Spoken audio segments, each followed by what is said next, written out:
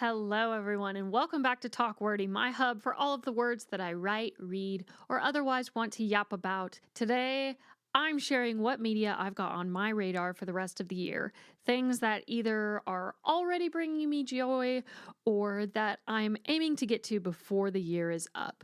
However, this is excluding my bulkier list of books. I do want to do either a 10 before the end or a 6 before 2026 video episode.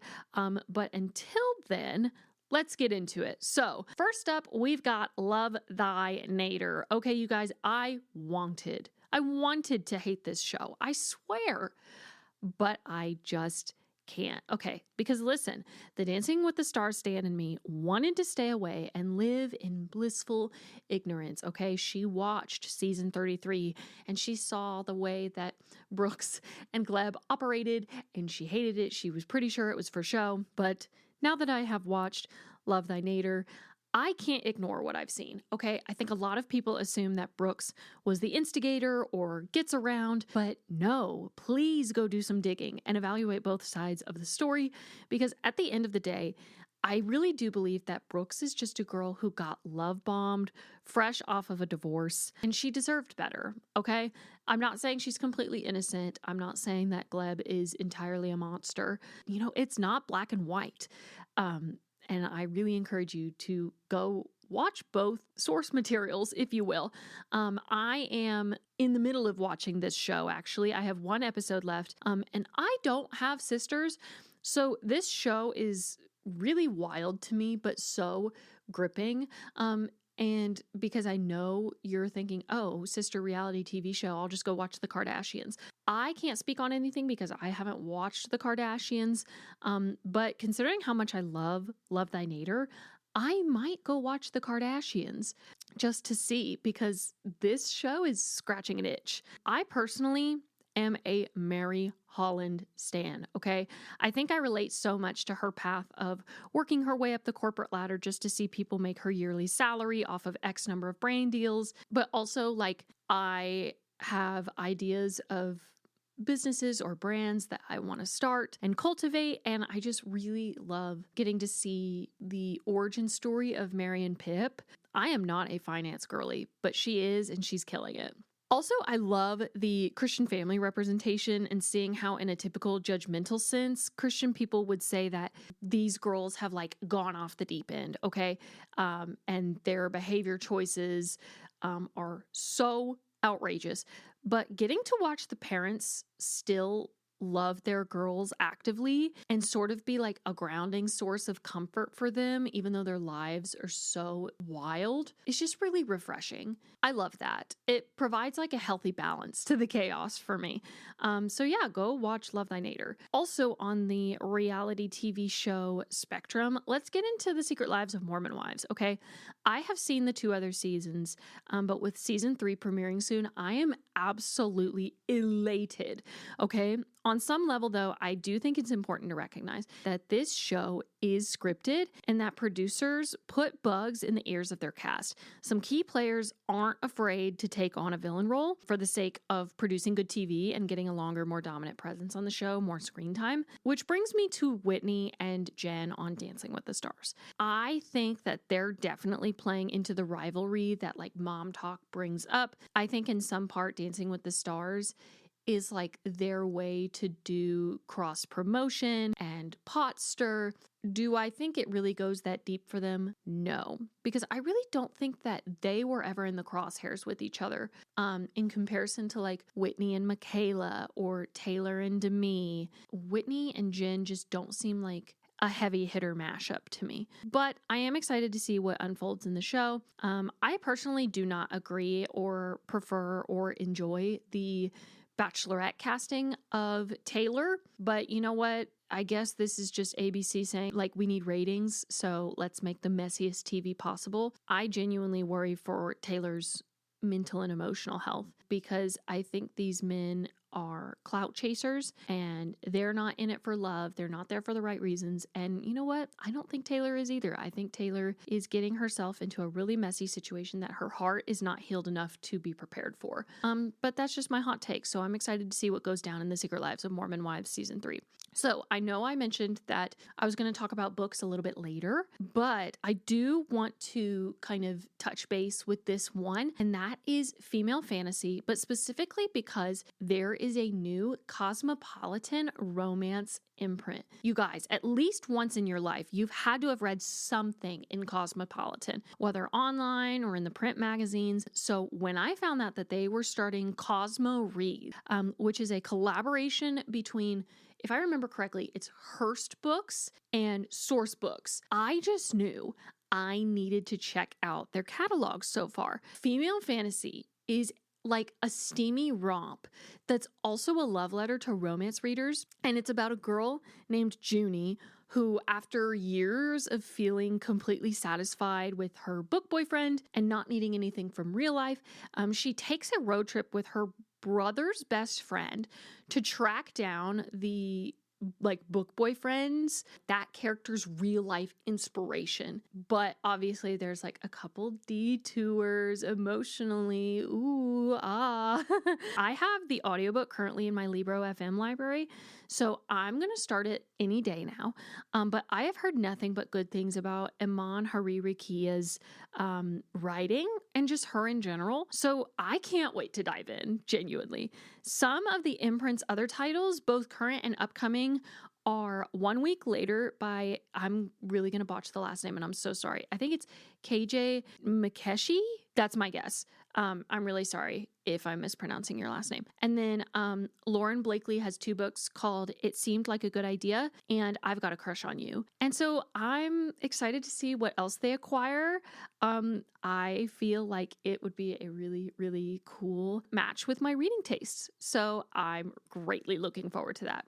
Now I want to talk about a couple movies. So next up, we have Eternity. If you have not seen the trailer, I beg of you to go watch it. I think it's going to be one of the funniest movies that have been in theaters in a while that's like not like super outwardly like ha funny. Like I think it's going to have cute one-liners that make it into a rom-com. So the premise of Eternity is that in an afterlife where souls have 1 week to decide where to spend eternity, Joan is faced with the impossible choice between the man that she spent her life with and her first love, who died young and has waited decades for her to arrive. I love a good love triangle, okay? I am so tired of the love triangle slander. It eats every single time. I have no words. Love triangle is a supreme trope. If a love triangle has 10 fans, I'm one of them.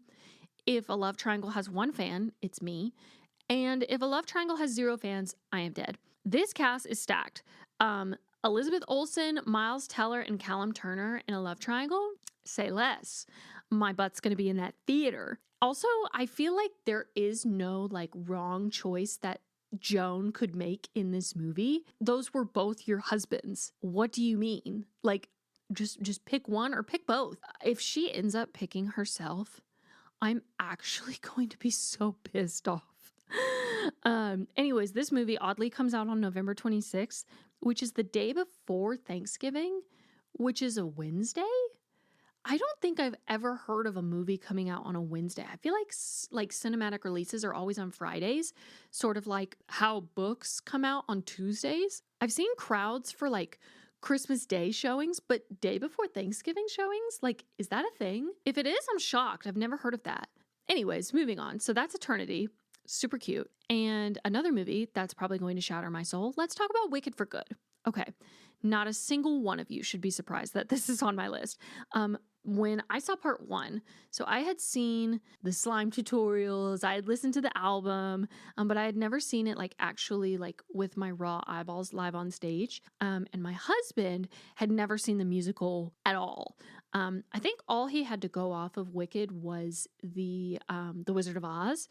So I loved getting to see him geek out over the first movie. Genuinely, he told me it was one of his favorite movies of the last year, if not like his number 1 movie of the year. In different pairings of friends and family too, I feel like I'm either Glinda or Elphaba. Like, I'm not always Glinda, I'm not always Elphaba.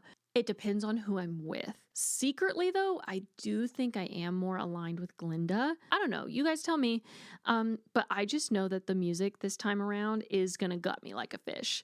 All I've been thinking about since watching the trailer, and mind you, like I said, my husband has not seen part 2. He's never seen the musical. He doesn't know what's going to happen. And so I've told him, like, don't watch the trailer. But the one thing I will say about this trailer is that for like almost like a vocal stem, I have this one part of the trailer stuck in my head. It's the Elphaba Throp, I know you're out here. Just come in before the monkeys spot you. And then she just goes into the riff, the whoa. It's in my Elphaba Throp. Ugh, what a gross name. I'm so sorry. Throp. She was a victim from the start. If I had to wager a guess and, think about how many times I'm going to go see this movie in the theater, my money's on a minimum of 3. And you know what? As I should. And last, but certainly not least, speaking of seeing things in the movie theater, I would be remiss not to mention the epic conclusion that we've all been waiting just shy of a decade on. And that is Stranger Things. Okay, my entire cellular makeup has regenerated since season 1, maybe even season 2 of the show. And I wish I could tell you that I'm ready for the end, but I am not. This show has progressively gotten darker as the seasons passed, especially in season 4. The way that people would distort while the clock chimed and the lights flickered, and just generally all of Vecna's involvement, yuck. I had to remind myself that underneath the scariest MF on the planet is like my OG fantasy crush, the biblically accurate Jace Harrendale, Volturi member Caius that had his literal head ripped in half from his jaw, and now Quinn audio narrator Jamie Campbell Bower. I think that's the only way I managed not to have nightmares, you guys. I just watched the season 5 trailer, and the first thing I noticed was that there were barely any shots of Max. So I'm devastated. She's got to be dead. She's got to be dead. There's literally a shot of Lucas carrying her in an elevator, and I'm convinced that, like, that's her body. Like, she's not there anymore. Like, I'm convinced that she is dead. And speaking of death, let's talk about death predictions. Spoilers, just in case I say anything. Everybody's saying that Steve is going to go. And you know what? I don't want to see it, but I could see it. In contrast, if they kill Hopper again, I'm going to lose my marbles. I'm going to make it everybody's problem. I could also see Elle being a sacrifice. Does that mean I'll like it? No. Just that I could see it going down, and I can't lie. That would be really, really cinematic. I think a lot of media and a lot of stories like play with the trope, but they actually don't follow through on it. I'm ready for them to follow through on it. I think it would be lethal, no pun intended, but they should do it at some point. Please, for the love of God, do not kill Dustin, Murray, or Nancy. Those are the ones that I would absolutely be inconsolable over. I feel like, and that's not to say that I don't love Steve. If Steve goes, I feel like it's going to hit for me the way that it was when Eddie died, because he's that kind of older caretaker figure, older teenager, but still. Dustin, I can't imagine, of all of the kids, I can't imagine Dustin biting the dust. Murray, he's so funny. I can't. Please don't kill the comedic relief. It happens in every book, TV show, movie. I can't take it. And then Nancy, I would be livid. I would be so freaking angry. Those are the ones that I would be inconsolable over. Now, unrelated to death, I love that they're breaking this up into 3 parts. I've noticed like a lot of Netflix originals are doing this, like Bridgerton. Bridgerton, I think, is the first example that's done this, but I really like that they're breaking this up into 3 parts, because all you terrible people on TikTok are posting spoilers for clout, and I can't freaking stand it. It is my biggest ick, and it actually makes me have an anger issues flare up. Stop it. Get some help. I don't want to experience the big climactic scene of this series I've spent, just shy of a decade watching. I don't want to see that through my phone. I don't want to see it through my phone, recorded on your phone, filming your janky ass TV screen or a theater where you're like sneaking your phone in. Stop it. I don't want it. I'm not going to like your video. In fact, I'm going to block you. I'm going to report you. That being said, am I going to try and see the finale in the theater? No. I do not trust some of y'all to let me hear the dialogue or not shout out spoilers that you searched up on Google. I will be at home with my devices and my phone on Do Not Disturb and with my subtitles on.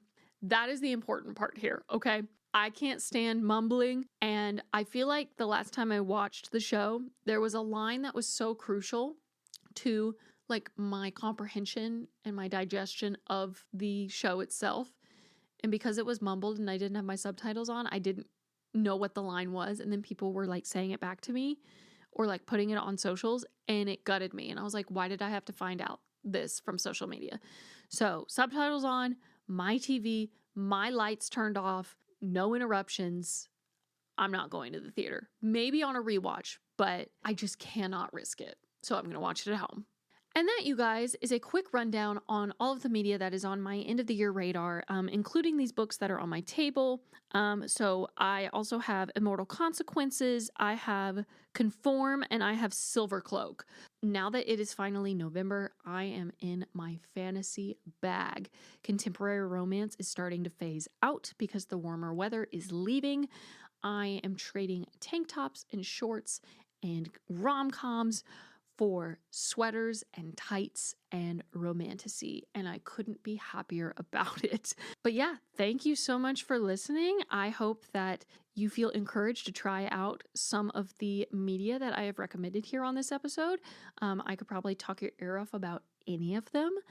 If you guys have any recommendations for me as the holiday season comes up and hopefully I take some PTO and chill out at home, let me know. I'm always down to hear your book recommendations, your newest reality TV fix, and so much more. Once again, you guys are awesome. Thanks for watching, and I will see you guys in the next one.